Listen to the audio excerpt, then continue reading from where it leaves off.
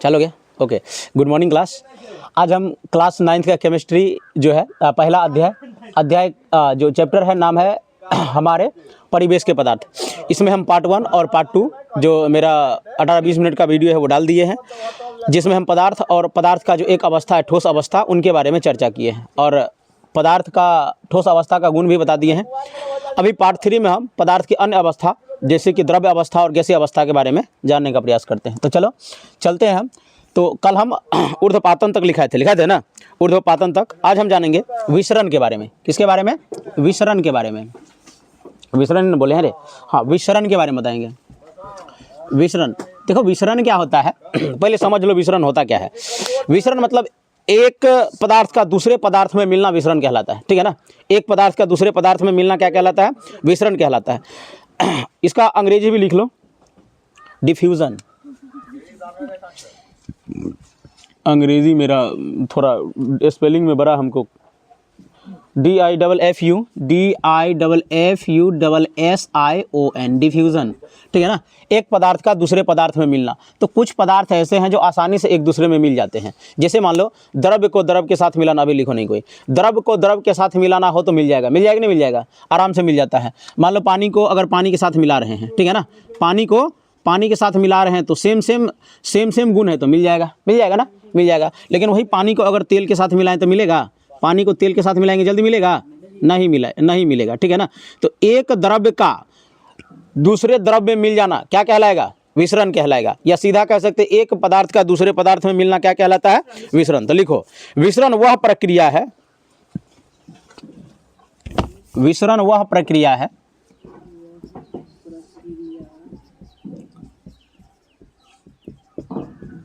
विसरण वह प्रक्रिया है जिसमें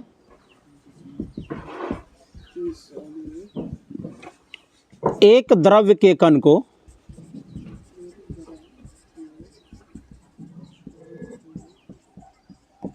दूसरे द्रव के कण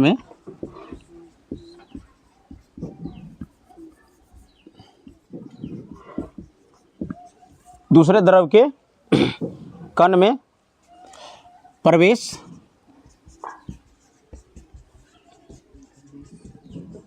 किया जाता है, या फिर कह लो मिलाया जाता है। इसको लिख लो। अब जो है पदार्थ का अन्य अवस्था है उनके बारे में हम जानते हैं, ठीक है। तो हम ये ठोस अवस्था के बारे में पढ़ लिए हैं। अभी जो हम सेकंड पढ़ेंगे वो पदार्थ का द्रव अवस्था, या सीधा लिखेंगे द्रव। क्या लिखेंगे? द्रव, ठीक है। द्रव के बारे में लिखना है। अंग्रेजी LIQUID, लिक्विड होता है, ठोस का सॉलिड होता है, ठीक है। द्रव का डिफिनेशन लिखो।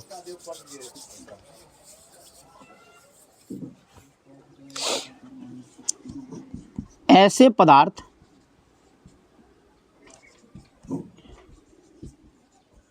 जिनकी आकृति अनिश्चित परंतु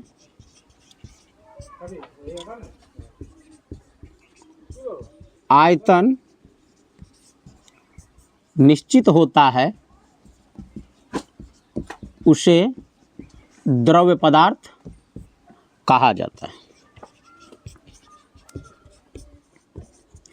आयतन निश्चित होगा परंतु आकार अनिश्चित हो जाएगा, इनका आकृति अनिश्चित हो जाएगा।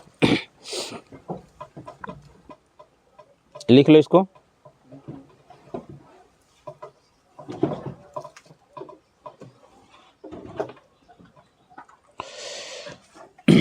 अब समझो इसको, द्रव पदार्थ, इसका आयतन निश्चित। मान लो यहाँ पे 2-3 हम बर्तन लेते हैं, एक गिलास ले लो,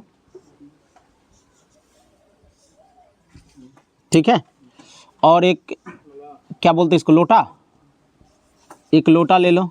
तो नहीं, इसका गर्दन ज़्यादा टेढ़ा हो गया, ठीक है। और भी कुछ लो, और क्या ले लेंगे, बाल्टी ले लो,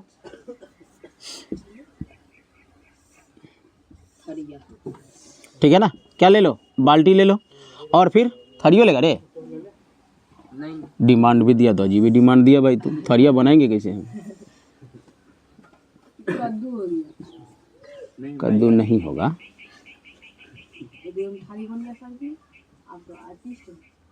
ठीक है, ये हो गया थरिया। ठीक है, अब मान लो थाली बोलो भाई। ओके, ये ग्लास है।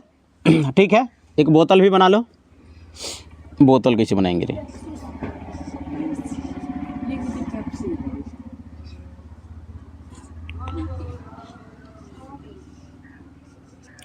चलो, ये थर्मस है। थर्मस होता है, अच्छा चलो। तो ये थर्मस है, ग्लास है, लोटा है, बाल्टी है और ये थाली है। ओके, अब क्या करो, मान लो कि सबका जो कैपेसिटी है ना 2 लीटर का या 1 लीटर का है। कितने का? 1 लीटर का। 1 लीटर का सबका कैपेसिटी है। इनके अंदर 1 लीटर जो है आ सकता है। तो 1 लीटर पानी को अगर हम ये बोतल में डालेंगे, ठीक है, तो बताओ ये पानी का आकार बोतल जैसा होगा कि नहीं होगा? इसका क्या करो, ठंडा कर दो, बोतल को फाड़ के निकालो, उसका बर्फ जो बनेगा तब बोतल के आकार करेगा, हाँ या नहीं? अब क्या करो, इस पानी को इस ग्लास में डालो, उसका आकार कैसा हो जाएगा?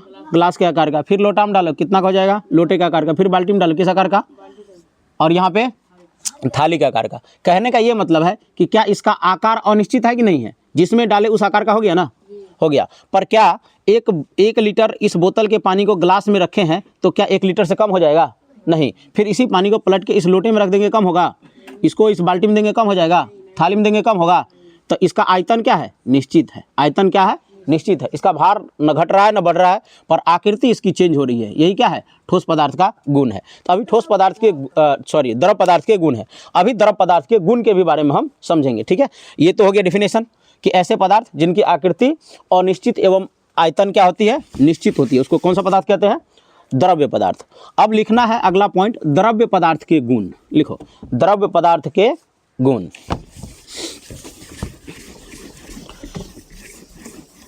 अंग्रेजी में भी लिखना है क्या? बक पर हिंदी में तो याद करके सुनाता नहीं है गधों तुम लोग। हाँ, जब इंग्लिश मीडियम में पढ़ना, खाली ये सब शब्द का जो है ना, द्रव का, विसरण का, ये सब का अंग्रेजी जानना है, डिफिनेशन का कोई आवश्यकता नहीं। लिखो, द्रव पदार्थ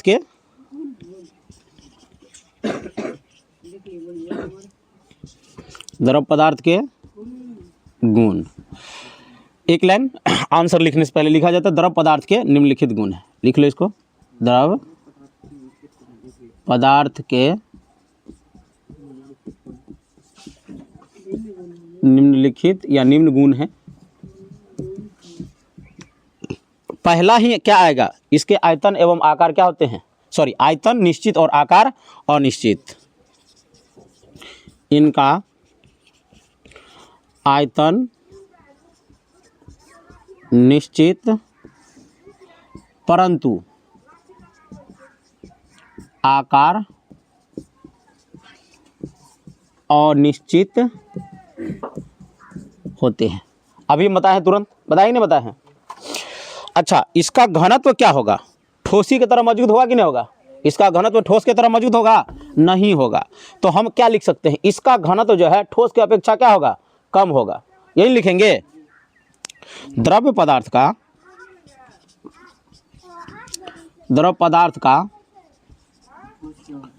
घनत्व ठोस पदार्थ के अपेक्षा कम होता है। ठीक है ना? तो द्रव पदार्थ का जो घनत्व है ठोस पदार्थ की अपेक्षा क्या होता है? कम होता है। ठीक है ना? अब घनत्व क्या होता है? कल हम समझाए थे ना। अंग्रेजी में घनत्व को डेंसिटी बोलते हैं। और जिस पदार्थ का घनत्व जितना अधिक होता है, इसको लिख लिए द्रव को, इसका डेफिनेशन लिखिए, इसका ये वाला। ओके,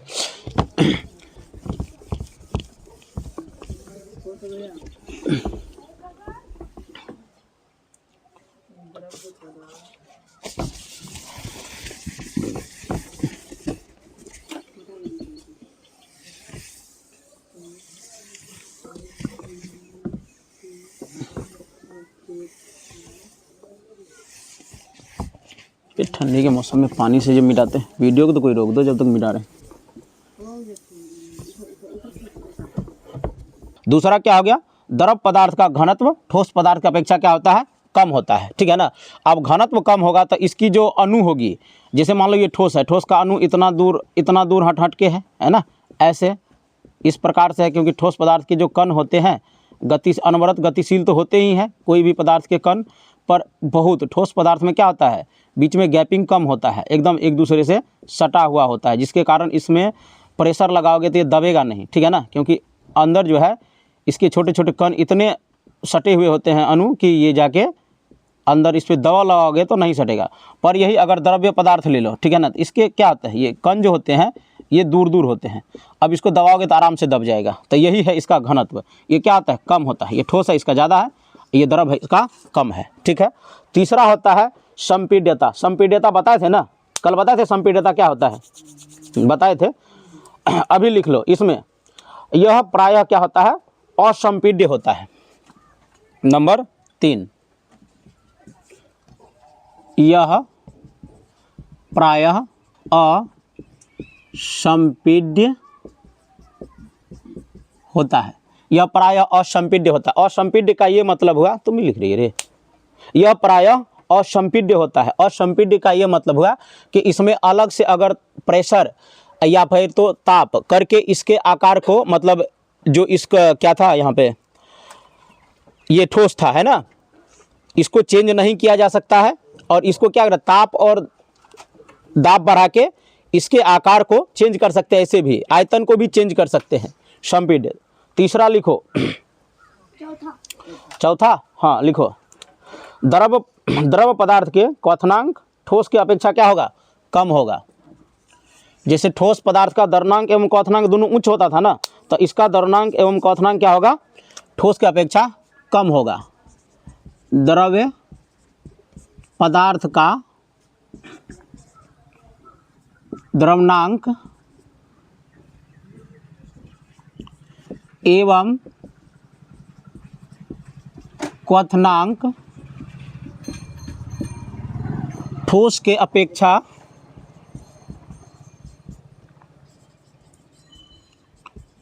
कम होता है। किसी भी द्रव्य पदार्थ का क्या होगा, ठोस की अपेक्षा इसका कम होगा। नंबर 5,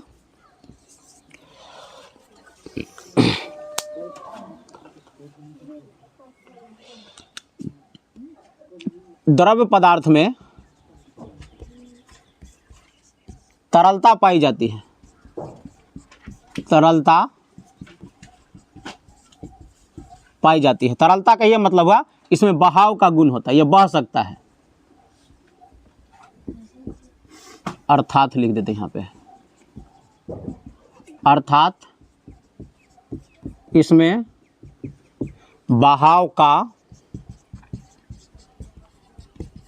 गुण होता है, ठीक है ना, मतलब ये बह सकता है। तो पानी क्या होगा, आराम से बहेगा, और ठोस पदार्थ नहीं बहेगा, एक ही जगह स्थिर रह जाएगा, उसमें स्थिरता होती है, इसमें बहाव होता है,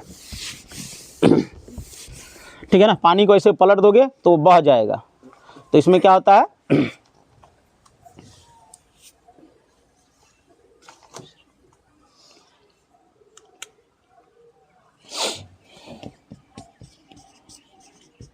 द्रवों में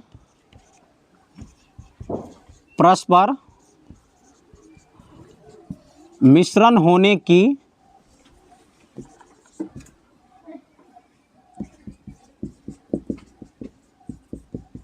गुण पाई जाती है। मतलब यह क्या होगा, मिक्स हो सकता है दूसरे द्रव के साथ, ठीक है ना।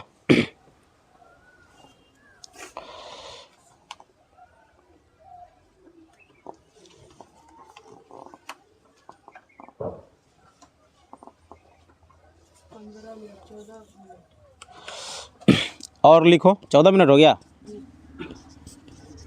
द्रव्य पदार्थ को अत्यधिक ठंडा करके जमाया जा सकता है। मतलब इसको अगर जो इसका फ्रीजिंग पॉइंट है उतना अगर ठंडा कर दोगे या उससे अधिक, तो ये जम जाएगा। ठोस पदार्थ को कितना ठंडा करो कोई दिक्कत नहीं है, ठीक है ना, इसको जमाया जा सकता है। और लास्ट में लिखना है वाष्पन।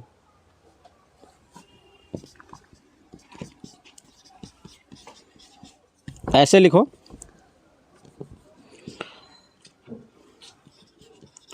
द्रव्य पदार्थ का वाष्पन हो सकता है। जैसे गर्म करेंगे तो पानी भाप बन के उड़ जाएगा, ठीक है ना।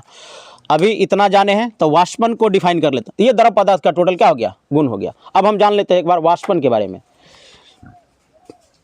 वाष्पन क्या है, ऊपर से को मिटाएं, सबको कैसे मिटा दे यार।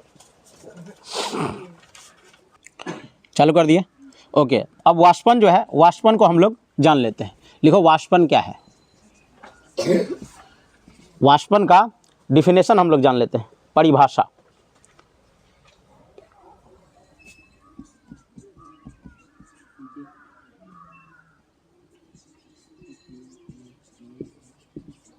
Evaporation, evaporation. देखो, किसी द्रव्य का या किसी द्रव्य पदार्थ का, किसी द्रव्य पदार्थ का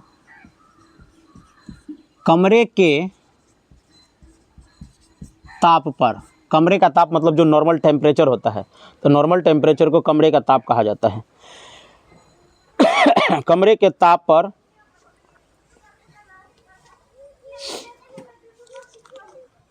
या द्रव के क्वथनांक के नीचे, या द्रव के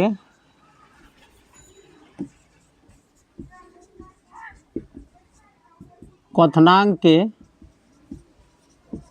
नीचे, जो द्रव का क्वथनांक होता है उनके नीचे तापों पर वाष्प बनकर, नीचे तापों पर वाष्प बनकर, ये याद रखने के लिए डेफिनेशन है, बाकी समझने के लिए ये सब नहीं लिखना है, अभी समझा देंगे हम।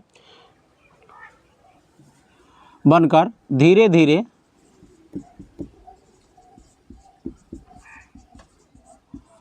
वायुमंडल में जाने की प्रक्रिया को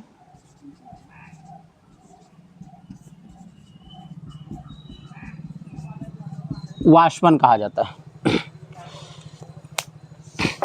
कहने का ये मतलब है कि अगर पानी को क्या करो, गर्म कर दो या ऐसे ही छोड़ दो, ऐसे भी छोड़ दोगे तो पानी क्या होगा, कमरे के ताप पे जो टेम्परेचर रहता है उसमें भाप बन के वो उड़ने लगता है। अब भाप बन के उड़ने लगेगा तो वही भाप बन के उड़ना, पानी का भाप बन के उड़ना क्या कहलाता है, वाष्पन कहलाता है। पानी का भाप या वाष्प जो कह लो, पानी का भाप बन के उड़ना क्या कहलाएगा, वाष्पन कहलाएगा, ठीक है।